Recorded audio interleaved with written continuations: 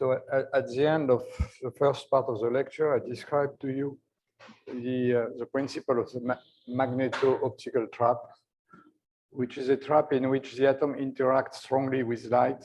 They scatter photons in a steady state, and so they exchange energy with the light all the time. Now I will talk about other kinds of traps in which the atom are less perturbed by the light forces. The first kind of trap I will talk to you about is called dipolar optical traps. These are traps which exploit only the reactive force. So the light is far out of resonance. You shine intense laser light, which has a very strong gradient. For example, you focus a laser. At the focus of the laser, you have a lot of intensity. And when you go away from the focus in all directions, the intensity decreases. So if you are in a red detuned laser, if the frequency of the laser is smaller than the frequency of the atomic transition, there is a strong force which pulls the atoms toward the maximum intensity. And so you can really trap atoms. If the atom have been cooled enough, if the kinetic energy is small enough, they are forced by this dipolar force to go at the center. And for instance, you can, in this way, realize what is known as an optical tweezer. It likes a tweezer which takes an atom and forces the atom to stay here. And if you move the laser beams, if you use an electro-optical device to move the laser beams, you force the atom to follow the motion. So it's a way really to pick up atoms and to force them to move in a well-defined position. Usually in these traps, you can have only one atom, because if you have many atoms, they perturb each other. The induced dipole on the atom is such that there is a collision process which will expel one atom and leave only one atom inside the trap. So these tweezers are very useful if one wants really to manipulate atoms one by one. So this is one kind of dipolar trap. Now you can organize also light in such a way that you have a periodical lattice. For example, if you have beams, laser beam interfere, making a standing wave, it means that you have a periodic succession of potential well, region where the light is intense, which will attract the atoms, and outside you will have region where the light is weak and the atoms will not be attracted. And so you can make 1D, for example, you have two counterpropagating laser beams making a standing wave, and you have one atom at each maximum of this standing wave. If you have in two directions, you will have a plane, like an egg box in which you will have atoms in each hole of the egg box. And you can have also three-dimensional lattices in which you will have atoms distributed at the maximum of light in three directions. So you can build in this way what is known as optical lattices. And these systems are, of course, simulating condensed matter situation. What happens, for example, in a metal? You have electrons which are able to move in a crystal, and they are attracted or repelled by a periodic structure. So it's something very similar, except for the fact that you can work not only with fermions, but you can also work with bosons and have situations which are very different from what you have in ordinary condensed matter situation. But the physics is very rich, and I will just give you an example at the end of this lecture. So what in these optical tweezers or in these crystals of light lattices, you don't see the atoms because the light is off resonance. So you know that you have atoms in the structure, but if you want to see them, you have to shine resonant light so that they will radiate. So you have to separate the part of the experiment in which you prepare the lattice and the part in which you observe the atoms in the lattice. Now, in some experiments, you want the atoms to be completely free of light, neither resonant nor reactive light, and you can build traps of this kind, which are called magnetic traps. Then you make use only of the fact that the atoms have magnetic moments. And if you apply gradients of magnetic fields in a proper way, you will force the atom at the center of the trap. So these are like magnetic bottles, like bottles but with immaterial walls. It's a bottle in which the atoms are confined. They cannot escape because the magnetic force prevents them from escaping. But of course, this works only because the atoms are very cold, because the depth of these wells is very small. You can trap atoms which have temperature in the microkelvin range. You cannot do that with thermal atoms. So you have first to cool the atom down with lasers, and then in the end, you switch off the lasers and you build up the trap. You apply the currents in the loops in the circuits which make up this magnetic trap. And you have different kind of magnetic traps. I show you here. You have here a quadrupolar trap, which is just made of a pair of coils in which the current circulate in opposite direction. And so it's the situation I described already. At the center, you have a minimum of the magnetic field, and the magnetic field increases in all directions. So what happens is that when the atom moves in this trap, at each point, the magnetic field has a different direction. And adiabatically, the magnetic moment aligns itself along the direction of the magnetic field at that point.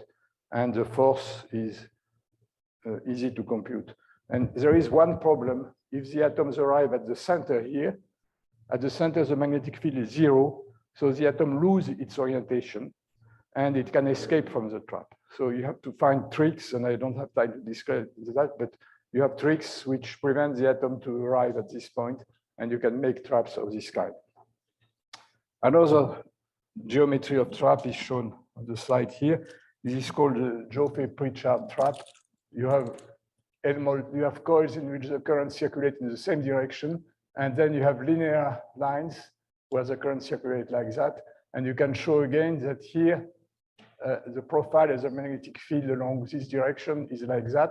And you have a minimum of the magnetic field here. But this minimum is non-zero.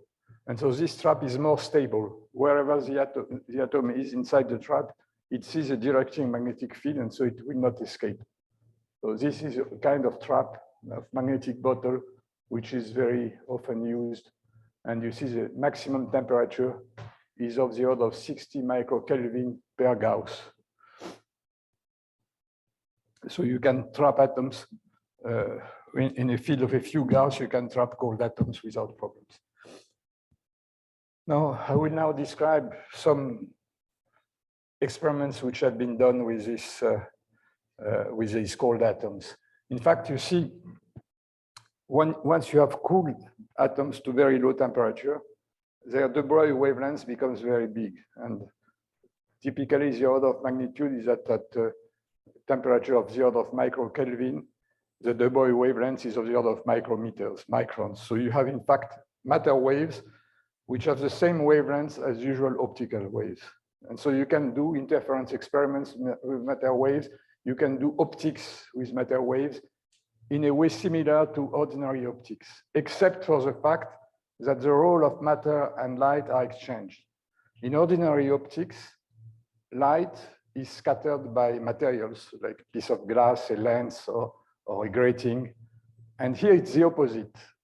The wave is made of matter, and the light is a structure which diffracts the matter. And you will see, for instance, that if you make a standing wave of light, it will act as a grating for ordinary light, but then it will be a grating for matter waves. And the first example I show here is a mirror for matter waves. How do you make a mirror for matter waves? What you do is that you have a piece of glass, and you shine light inside the glass at an angle which makes a total reflection. So the light beam is going like that, and you just have an evanescent wave outside. So outside of the prism, on the top, you just have an evanescent wave. And this evanescent wave is a wave of light whose intensity decreases very fast when you go away. And if you tune now this light on the blue side, as I told you before, a blue shifted light beam repels atoms. So in fact, this evanescent wave, this sheet of light which is on the surface, will act as a mirror on which slow atom will bounce because they will be repelled. And so the way the experiment is done is here to have a magneto-optical trap around here. And then you let the atom fall. So they fall and they will bounce back. And when they bounce back, they will cross a probe laser beam here. And when they cross this probe laser beam, they will fluoresce. And so you will see the fluorescence. And you see here the bounces. This is just light bouncing on this mirror. And of course, it is damped, but you see many, many bounces. It's like a trampoline for atoms. So the atoms fall, they bounce, and due to gravity, they fall again, and they bounce, they fall again, and so on. So, and it can also be seen as a kind of cavity for matter waves. One who mirrors the cavity is the sheet of blue shifted light, and the other one is just the gravitational field of the Earth. So the atoms cannot escape. They have to bounce on the first mirror, and then they bounce back because of gravitation. So this kind of experiment is interesting because it really shows that light behaves as a matter wave. So that's one kind of experiment. Now, on the next slide, I will describe you interference experiments that you can do with matter waves by using light as a kind of structure which diffracts, scatters the matter waves. So I consider the following situation. I have two counterpropagating beams vertical. So you have one laser beam going up with a wave vector KL and an opposite beam with a wave vector minus KL. And both of them form a standing wave. And the standing wave has nodes and antinodes. And you have a periodicity lambda over 2. So it's a kind of light grating with an intensity which varies periodically. And now you send on this light structure an atom which has a momentum P going like that with impinging with an angle, an incidence angle theta on this standing wave of light. So look at what happens when the atom interacts with light. Suppose that the atom absorbs a photon going up of this light beam. So its momentum will become P plus h bar KL because it will absorb the momentum of the light beam. And this is a vector addition, P plus h bar KL. And then the atom absorbs a photon on the other, going in the other direction. So it absorbs a photon with the momentum minus KL, which means that it gains a momentum plus KL. So at the end of the second process, the momentum of the atom is P plus 2 h bar KL. So you see that by absorbing one photon and emitting by stimulated emission in the other mode, it goes from GP to GP plus 2 h bar KL. So the atom has not changed its internal state. It is still in level G. And the number of photons has not changed because one photon has been absorbed from one laser beam and re-emitted in the other. So in fact, the atom has just reshuffled the photon number from one beam to the other. And so this state should have the same energy as this one because there is the same number of photons and the atom is in the same state. And how can this happen? You must have P, the modulus of P should be equal to the modulus of P plus 2 h bar KL, because otherwise the energy will not be conserved.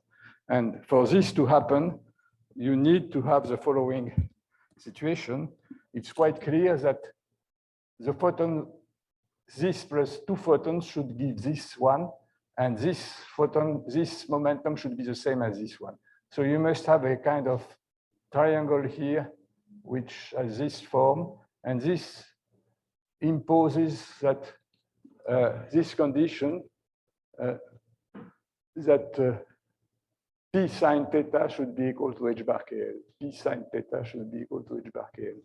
So you have a condition relating the angle of incidence to the wavelengths of light.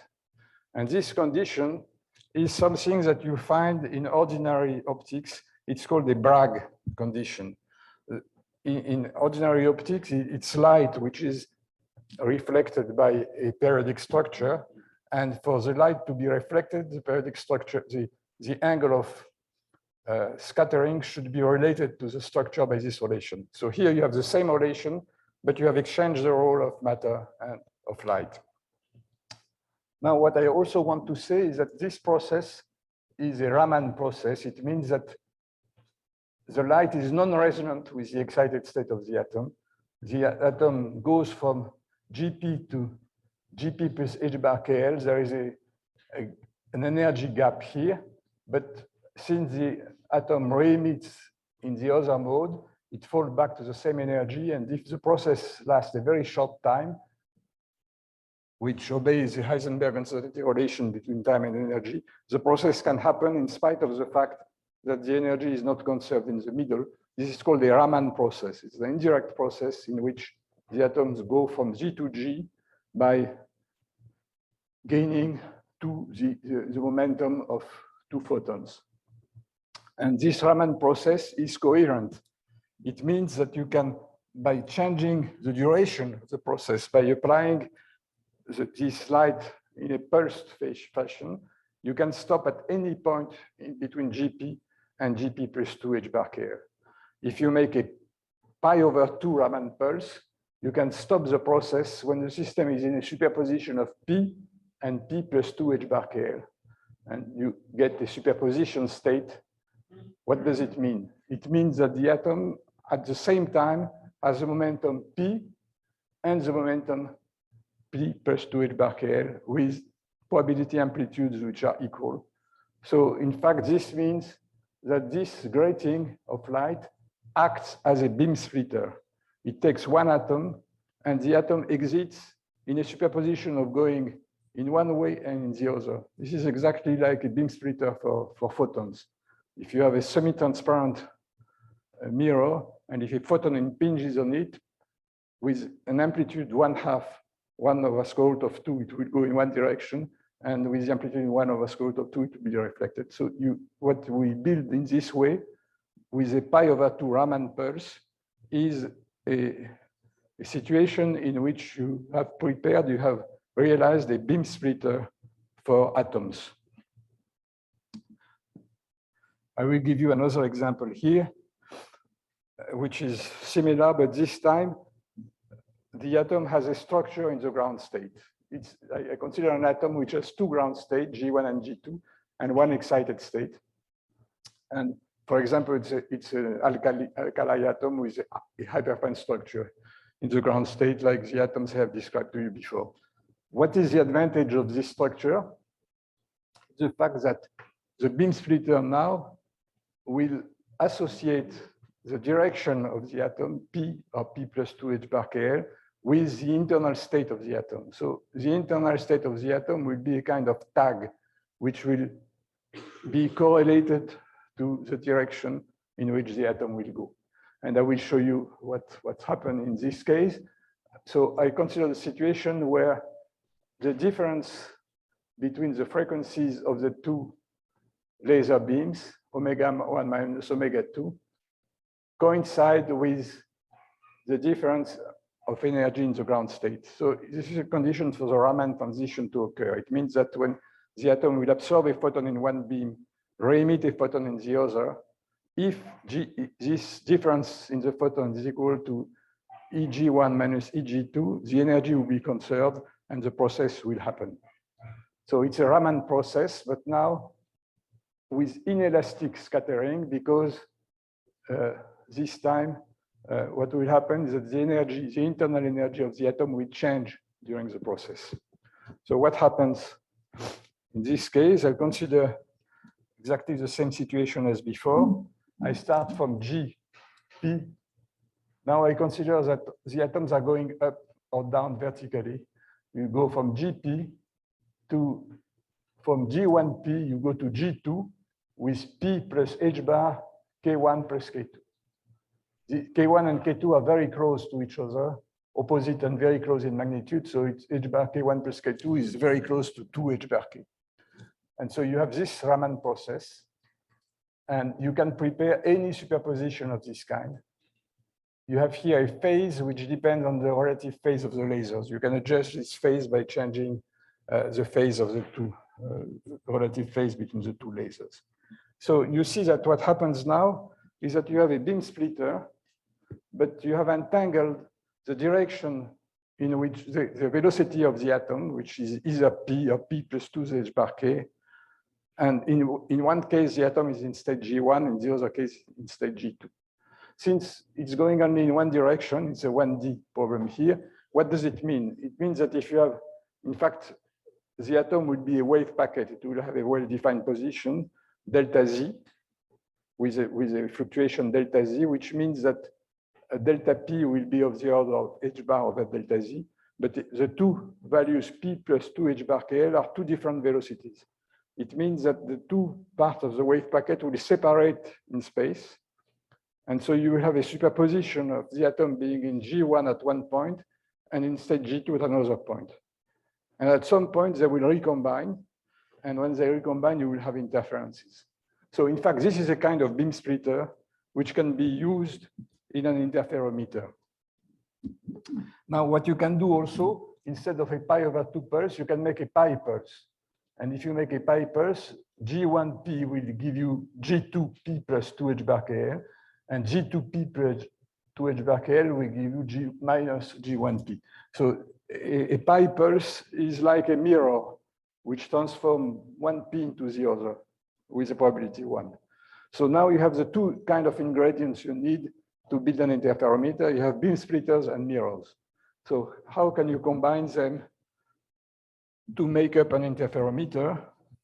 I show it here, and just to make you understand, I will first describe you an ordinary optical interferometer, which is called a Mach-Zehnder interferometer. You know how, you see how it works. You have photons arriving on this beam splitter, BS1.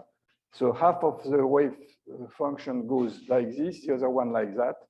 Then you have two mirrors which fold again the trajectories, and the two beams are recombined in the second beam splitter here.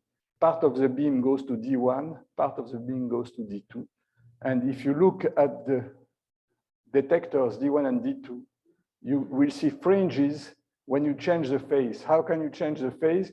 You can, for example, you can insert here a refractive medium, which will change the phase in this path with respect to that one. Or you can move the mirrors, which will change the length of one path with respect to the other. And as you change the index, you vary the index of the medium, or you vary the position of the mirrors, you see fringes. And the fringes are in phase opposition in D1 and D2. So when the fringes, when the photons are going in one way, they are not going in the other, and you have these fringes in phase opposition. So this is a typical interferometer, which is very much used in optics. So what are we doing here in atomic optics? We do the opposite. You see, you have a first grating here, a first standing wave of light, which acts as a beam splitter for atomic waves. Then you have a second standing wave here in which you make a pi pulse, and this acts as a mirror. You just change this momentum into that one, and the other momentum reflects it. And then you have another pi over 2 pulse here, which acts as a second beam splitter. And you see that topologically, it looks very much like the Mach-Zehnder. And in the end here, you measure in which path you are, and the way you obtain this information is by finding the atom in G1 or in G2. If you find it in G1, it means that you are in one way. If you find it in G2, it means that you are in the other way. And so the probability to find in G1 and G2 should show fringes which are phase opposite. So I show you here, you have to be careful. It's a 1D problem. So the atoms are going up and down along the z-axis, and this is just time. So you see what happens as a function of time. You apply a pi over 2 pulse of light here. So this splits the trajectory into two passes, P and P plus 2 h bar kl. Then you have a pi pulse of Raman process here, which exchanges the momenta and the internal state. and then you have another pi over 2 pulse here, and you detect the atoms at the exit. And how can you find out whether the atom is in G1 and G2? It's very simple. You shine with light, and the frequency of the light, which show fluorescence for G1, is different from the velocity, the frequency of the light, which will show the fluorescence from the G2, because G1 and G2 have different transition energy to the excited state. So you can really measure the probabilities to find the atom in one channel or the other as you vary something. And what is varying here? It's the gravitational field. It is what will happen here. It will depend upon the difference of phases along the two passes, and the atoms in the two passes follow different gravitational fields. And so what you will observe are fringes which will depend on the strength of the gravitational field. Now, how is the gravitational field varying? It varies, for example, with the tides.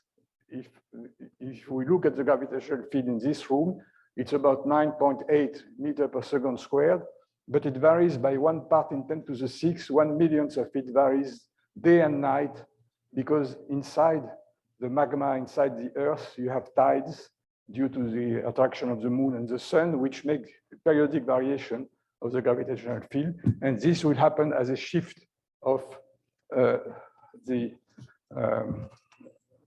interference pattern.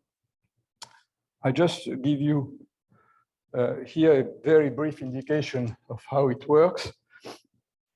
You see here the trajectory of an atomic beam, which is split into two parts and recombined. The straight line, the bold line that I show you here, are without taking gravitation into account.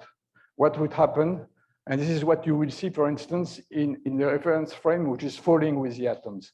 If you put yourself in the falling reference frame, as I discussed when I discussed gravitation and general relativity, this suppresses the gravitational field if you are falling with the atoms.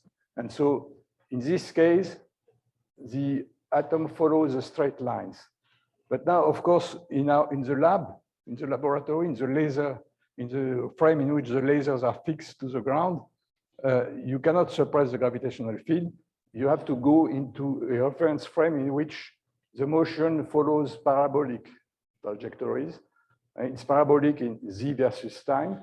And so you see that now in the laser frame, the beams intersect here at a difference in height, which you can compute, which is proportional to t squared, where t is the time between the moment when you apply the pi over 2 and the pi over 2 pulse. This is time 2t, and you can show very easily that delta H is equal to 2g t squared. So what the theory shows is that the dephasing that you will observe is proportional, is just delta H over lambda, where lambda is the wavelength of the laser. And so you find that you will see fringes which are proportional to G. You have a dephasing between the two passes, which is 2 pi delta H over lambda, and delta H is 2g t squared. So you get this expression here. So you are sensitive to G through this expression. And you see that the fringes that you observe will move if G changes. So between, at the periodicity of the tides, that is 6 hours from low tide to high tide, you will see a small variation of G. And the sensitivity is very good with this kind of interferometer. I have given you here the expression for the sensitivity. You see that it depends on the square of the time. So you have to get a high sensitivity, you have to push the atom up and down so that they stay for a long time in a parabolic flight. And the best way to do that is to use a big tower and to let the atom fall over a great distance. But even if you have a short distance of about 20 or 30 centimeters, with a time t equal to 0.2 seconds, you compute that you find a sensitivity of the order of 6×10⁻⁻10 G. G is the gravitational field of the Earth, 9.8 meters per second. So you see square. So you see that you have a sensitivity of about a billionth of the gravitational field of the Earth. So it's a very sensitive. And the sensitivity increases. You see the delta phi. Where is it? You see that the quantity delta phi is what is called the signal to noise ratio. And the factor, the quality factor of this interferometer is a fraction of fringe that you can see. Delta phi equal 2 pi means that you are going from one bright fringe to the next bright fringe. And if the signal to noise is of the order of 1,000, it means that you can split the distance between fringes by a factor of 1,000. And for that, you have to average the fringes for a long time. Let's say you average, for example, for 100 seconds, you will get a good fringe contrast. In fact, the signal to noise increases as a square root of the time. So if you want to increase the signal to noise by a factor of 10, you have to multiply the time by a factor of 100. Usually, typically in these gravimeters, you average 1 point for about 1 minute or 2. Then you go to the next point and you do like that. And this is with this kind of sensitivity that you get this value. I'll just show you the result on the next slide. This is a small interferometer, which is about 20 or 30 centimeters high. And you see here, these are the tides of the Earth, a variation of about 5 times 10⁻⁷ meter per second squared, which is very clearly seen on a daily basis. And if you average over 1 month, you see the result here. You see that the gravitational field is going up and down like that. And you see here 2 kinds of points. The red points are the ones which are obtained with this kind of interferometer, and the black one are the ones which are given by a classical gravimeter, which is just a Michelson in which you let a corner, one of the mirrors of the Michelson is a corner cube that you let fall, and you just count the fringes as the cube is falling, and you can get, of course, also the gravitational field in this way. But you see that, and this was about 10 years ago, that the sensitivity of the atomic interferometer, even with a rather small distance, is better than the one of classical interferometer, which gives the dispersion of the black points. So this is a small one. In Stanford, they have built a big gravimeter in a tower. The atoms fall over 10 meters, and then the sensitivity is even larger. You get a sensitivity of 10⁻⁻10 in 1 second. So it's a very, very sensitive gravimeter. I describe here the measurement of acceleration, linear accelerations. You can also build what are called gyrometers, instruments which by interferometry measure rotation motions. And these gyrometers using atomic waves are also very sensitive. They are being developed in several laboratories, but I don't want to discuss that at this point. I would like to conclude by spending some time discussing now Bose-Einstein condensation. In fact, this is, I think, one of the most interesting aspects of this new physics with cold atoms is that you can reach the domain in which the Bose-Einstein condensation occurs, and you have this new form of matter, which was predicted by Einstein in 1923 or 1924, and it took more than 70 years before it was observed. So the principle is shown here. You have a magnetic trap that I can model as just a harmonic oscillator, which forces the atom to stay here. In the trap, you have energy levels like that. At high temperatures, the atoms are distributed over all kinds of levels. And if you cool the system, all the atoms will fall in the ground state of the trap. So how can you achieve that? In fact, what it means, and I discussed that in one of the first lectures, it means that when you decrease the temperature, you increase the de Broglie wavelengths.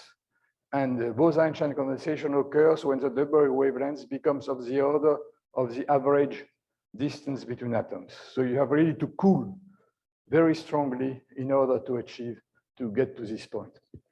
And in fact, what has been realized that 1 microkelvin is not enough.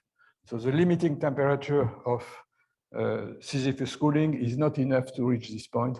You have to add another cooling mechanism which takes over at very low temperatures. And this mechanism is called evaporative cooling.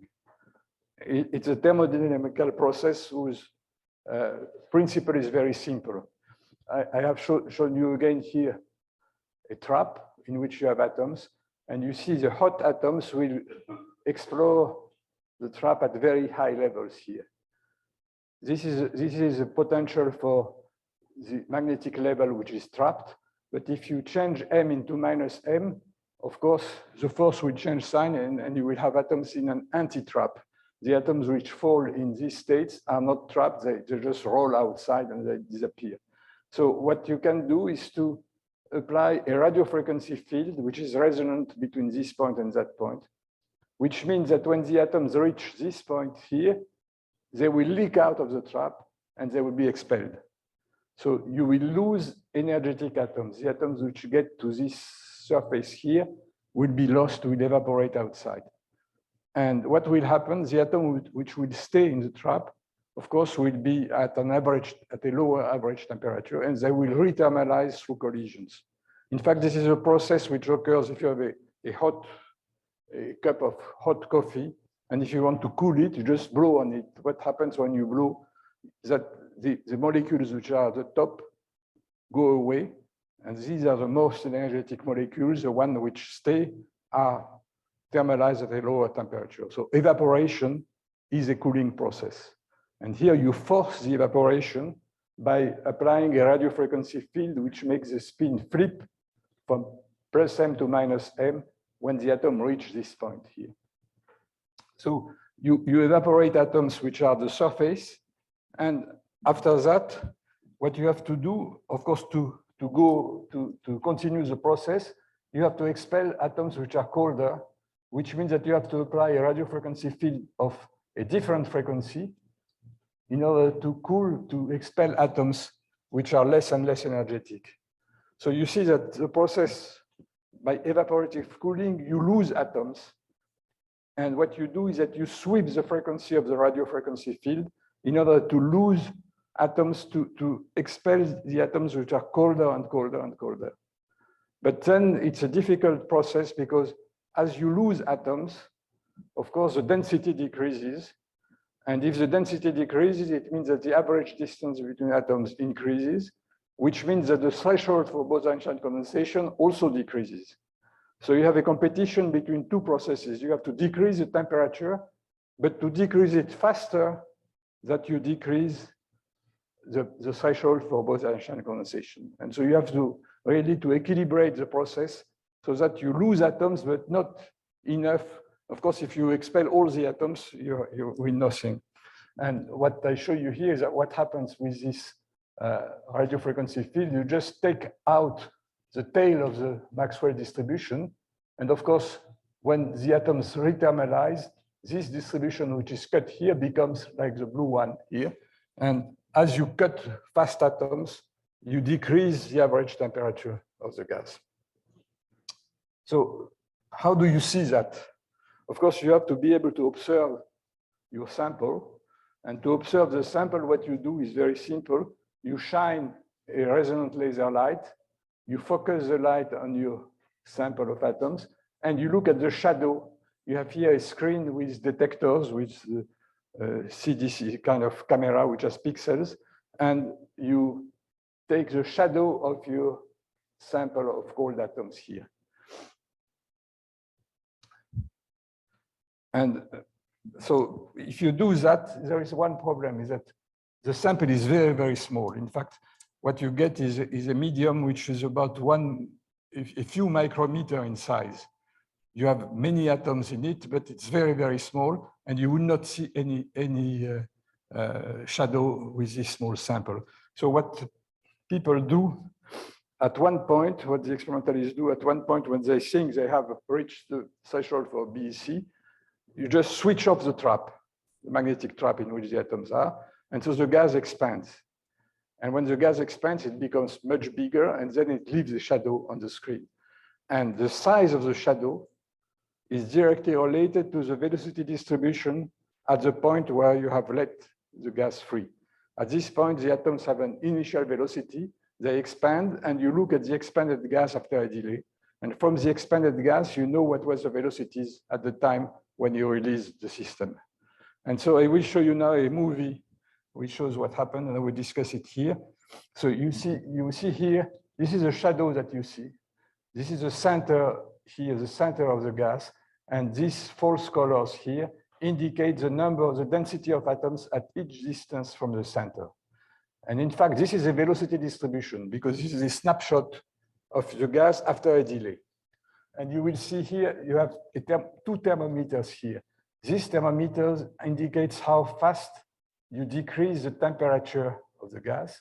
And this thermometer indicates how the critical temperature for BEC decreases, because as the process goes on, the number of atoms in the sample decreases, and so the threshold for BEC also decreases. So I hope it will work. I'll show you this here. Look at that. So look at it first, and I will comment after that. You see, at this point, you see the threshold. Suddenly, you have a huge number of atoms which appear at V equals 0 at the center of the distribution. So look at it again. And you see what has happened. You see that as you apply your radio frequency, you cool the gas more and more and more, but you cool also, you decrease also the critical temperature. And the state of the art is that you have to get to this point when they are both equal before you have completely depleted your sample. You see at the beginning, you have a lot of thermal atoms which have a distribution of velocity. And when you are below the threshold, all the atoms, the pedestal has disappeared, and all the atoms are in the ground state of the potential well. So from this kind of picture, you can really follow the thermodynamics of this Bose-Einstein condensate. At the beginning, they were able to get a few thousand atoms in the BEC phase. Now, millions of atoms can be obtained in the BEC phase, and a lot of interesting physics can be done. I will just give you a few examples. Here you see the pictures that I showed you when I talked first time about BEC. This is when you are above the Bose-Einstein condensation, you have a wide pedestal. This is a thermal gas. Then you have the appearance of the peak and the disappearance of the pedestal, and then you get the pure BEC here. How do you know? Another experiment which shows that you are really in a quantum phase. What you see here is snapshots which are taken as time goes on. You just see the free fall of a gas of cold atoms. This is above the threshold. So this is a classical gas. And what you see is that as it expands, the velocity increases in all directions, and you get a kind of spherical cloud of atoms which falls in the gravitational field of the Earth. What happens when you are in a BEC? Here you have a situation where the BEC is a kind of horizontal cigar. The atoms are in a trap which is horizontal like that. You see that delta Z is much smaller than delta X because the trap is flat. But now, due to the Heisenberg uncertainties, if delta Z is smaller than delta X, it means that delta VZ is much larger than delta Vx because of this relation. So it means that during the fall, the velocity along the Z direction is much bigger, that the initial velocity in the Z direction was much bigger than the initial velocity in the X direction. And so the ellipticity changed sign. You have a flat distribution here, and now you get a kind of vertical cigar. And the change of ellipticity is a vivid illustration of the Heisenberg uncertainty relations. You start with a very small delta Z, it means with a very big delta VZ, and so the gas will expand vertically. And you see that this expansion is quite different from that one. Here you are above the threshold, and here you are below the threshold for BEC. And again, all these pictures are taken by snapshots of the shadow of a laser beam, which is resonant with the expanding gas. Now, another very illustrative experiment. I discussed a gas of bosons which condensate. But now, what happens with fermions? And a good example is to look at a mixture of lithium-6 and lithium-7. Lithium-7 is a boson, and lithium-6 is a fermion, is a fermionic gas. And what you see, if you have a mixture of the two gases, what you do is that you cool the bosons by the technique of laser and evaporative cooling, and the fermions are cooled by collisions. It's called sympathetic cooling. The mixture of two gases means that the fermions are cooled by collision with the bosons. And so finally, you find a very cold mixture of bosons and fermions. What happens? The boson condensate at the bottom of the trap, but the fermions cannot condensate. The fermions have to be at 1 per level. And so you see that the gas of fermions is much bigger in space than the gas of bosons. How do you see that? You take the shadow, but of course the frequency of the lasers are different. Lithium-6 and lithium-7 have different frequencies because of the mass difference between the two. And so the frequency of the laser, which gives you the shadow of the bosons, is here, and here you see the shadow of the fermions. And you see that at a very low temperature, the bosonic gas is much smaller than the fermionic gas. What you see really, what this illustrates very clearly, is the fact that the Pauli exclusion principle forces the fermion to stay away from each other. And you see that very clearly in this kind of pictures. You see here that interesting experiment you can do is to prepare a BEC and then let the atom escape from the BEC and fall. You can make in your magnetic trap, you can make a hole by applying a radio frequency for which at a given point in the potential well, the atoms can escape if you apply the right radio frequency in the example I gave you before. So you can make, it's a kind of bottle in which you make a hole and you let the atom fall. And the atom don't fall independently from each other. The atom fall as a coherent wave of matter. And so this is exactly the equivalent of a laser.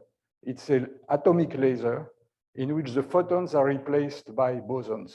And this kind of atomic laser has the same similar coherence properties as a laser. You can do the same kind of experiment you do with laser beams. You can do them now with this falling BECs. So you have different kinds. You can have pulsed.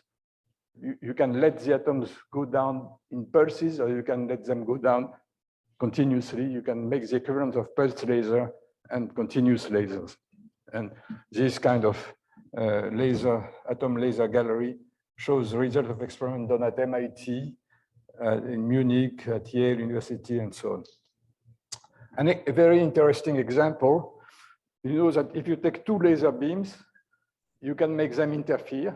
Two independent laser beams will interfere, which is not the case of thermal clouds, thermal lamps. If you take two lamps, they will not interfere. The way to make classical light interfere is to split the same beam into parts and recombine. With lasers, because they have a phase, you can make two independent laser beams interfere. In the same way, the BEC, you can make two BEC interfere. And this is the first experiment which was done in this way. You had a kind of cigar-shaped BEC. Then at some point, you apply a blue shifted laser. A blue laser will repel the atoms. So it acts like a knife. You can use a blue laser, which is on the blue side, to cut a BEC into two parts. So you get two parts and you let them fall. As they fall, they expand and they overlap. The two parts will overlap. And you can image the overlap with a laser. You shine a laser and you look on this screen, you look at the shadow of the overlapping part and you see fringes. So you can have you make two independent atom lasers interfere and give very nice interference fringes. This was done in the 1990s. Another interesting experiment, you can make also an interference into two beams which start with different height in the gravitational field of the Earth. You start with a BEC, and then you apply two radio frequencies, which will allow atoms to escape from two different altitudes. So these two beams will have different velocities because they start with different altitude. Different velocity means different wavelengths, and the two wavelengths will interfere. And you see clearly, as the atom fall, interference fringes. This is when you are at a temperature below BEC. If you do the same experiment at a high temperature, above BEC, you don't see fringes anymore. So it's a difference between two classical clouds, which cannot interfere with each other because there is no phase relation, and two laser atom beams, which interfere and give very clear interferences. So this is another example of what can be done with BECs. Now, I will give you the last example. I think is very interesting because it's an example of what you can do to simulate situations that you encounter in condensed matter physics. This is called the study of a Mott transition in a BEC trapped in an optical lattice. And these are experiments which have been developed during the last 10, 15 years and which are very interesting. You have a BEC and you imprint on the BEC interfering laser beam. So the laser beam makes a lattice, and so the BEC is trapped in the lattice. And then the atoms have to decide, quote unquote, whether they will stay, each atom will stay in a potential well of the lattice, or whether the atoms will be able to hop from one potential well to another one. If the atoms can hop from one potential well to another one, it's called a superfluid. It's equivalent to superconductivity. It's the fact that the particles can move at a scale of several wells from each other. On the other hand, if the atoms are pinned down to their well, it's equivalent to an insulator. And so you have a phase transition between the insulator and the superfluid or superconducting phase. In fact, it looks like things which happen in condensed matter physics. For example, if you have electrons in a metal, the electrons have to move in a potential which is periodic. The difference is that the electrons are fermions, and here we're talking about bosons. And so very interesting things, as I will show you, happens with bosons, but it was purely theoretical until one was able to observe them in BECs. So what is expected? You have two phenomena which compete with each other. There is one which is a tunneling from one well to the other. Particles can hop from one well to the other, and at a rate which is called here J. J big means that the probability to tunnel through from one well to the other is large. J small means that the particles cannot tunnel. This is one phenomenon. Another process, it is the fact that two atoms interact with each other. They have a tendency to repel each other. And for this process, they like to be in different wells because then they're at a larger distance and they don't interact. If you put two atoms in the same well, it costs a lot of energy because they repel each other. So you see there are two processes which are competing. On one side, particles like to move freely from one well to the other. And on the other side, they like to be away from each other. And what happens if they can move from one well to another, and if you shine light on them, you see a clear diffraction pattern. You see that there are some directions in which, if you let the matter wave expand, there are some direction in which they like to go. And this gives a kind of diffraction image which looks like diffraction you get in optics. On the other hand, if the particles are pinned down and cannot move from well to well, you get a diffuse pattern. You don't get interferences. And this is an illustration of complementarity in a way which I will show you on the last slide. You see what happens when the particles can move from one well to the other. You see immediately that you have interferences which give rise to a diffraction, a clear diffraction pattern. And then what you do here is that you increase the depth of the wells. At some point, the wells become so deep that the particles cannot move anymore from one well to the other. And then you see that the diffraction pattern disappears and you get just a diffuse picture. So you see that you have a kind of phase transition when you decrease the probability of particles hopping from one well to the other. The particles like to stay in their different wells and there is no longer interferences. But why can we relate the fact that the particles are fixed in position with the lack of interference? And this is an illustration of complementarity. I'll show you here what happens if the particle can move.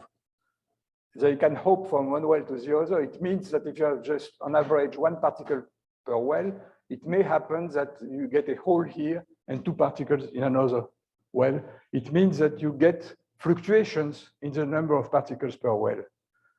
What does it mean, fluctuations? It means that you don't know exactly where the particles are. And in this case, you see interferences. How come that you see interferences in this case? It's clear if you apply the principle of complementarity. This means that when you see, and when you detect an atom in one of these waves, there is no way to know from where the atom is coming because the number of atoms fluctuate in the well. So you have no information on the point from which the particle started. And this lack of information about the point where the particle started means that you can see interferences because you have no which pass information. On the other hand, if the wells are very deep, in a situation like that, you will have only one particle per well because it will cost too much of energy to be in different wells. And in this case, you see immediately that if you detect one particle, at least in principle, you could go back to the grating here and find out where the atoms was coming from because you will have a hole. So the mere fact that you can imagine a process by which you would know which atom has, which well had emitted an atom, you cannot see interferences. So in this case, you see interferences, and in the other case, you don't see them. And so you have a clear difference between the insulator and the superconducting phase. And this experiment about the Mott transition was the first experiment in which clearly condensed matter physics effects were observed with the system. What I want to stress is the fact that the orders of magnitude are quite different from condensed matter. In ordinary condensed matter, the distance between the particles are angstroms. Here, they are microns. In condensed matter, the phenomena are observed at high temperature. Superconductivity disappears at a few Kelvin. Here, we're talking about nanokelvins. So it's systems which are much more dilute, which are much larger in atomic distances, and which have much lower energies. But still, quantum physics is the same. You have similar quantum effects in these two kinds of systems. And so these very cold systems are very good simulators of situation occurring in condensed matter physics. And so it's explained why this physics is being studied in many, many groups. So I conclude here. What I have done today is to study laser cooling and trapping for neutral atoms. And I hope I have shown you that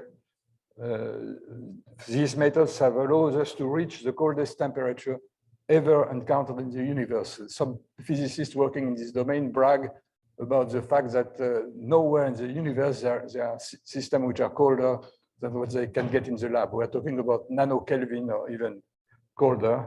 And this allows to observe fundamental phenomena and to invent new measuring devices like the gravimeters or gyrometers I've talked to you about here. And next, 2 weeks from now, because next week is a vacation, in 2 weeks from now, I will describe how laser manipulation methods applied to ions or to neutral atoms are used to build clocks, optical clocks of unprecedented precision. And I will discuss some application of these clocks. So I just already told you that the clocks are so precise now that you can see the difference of time they give for a difference of altitude of about 1 millimeter in the gravitational field of the Earth. So you can see general relativity effects at an unprecedented precision. And I will just give you a glimpse of the kind of fundamental physics and application this can lead to. So have a good vacation next week, and we meet again on the 21st of April. Thank you.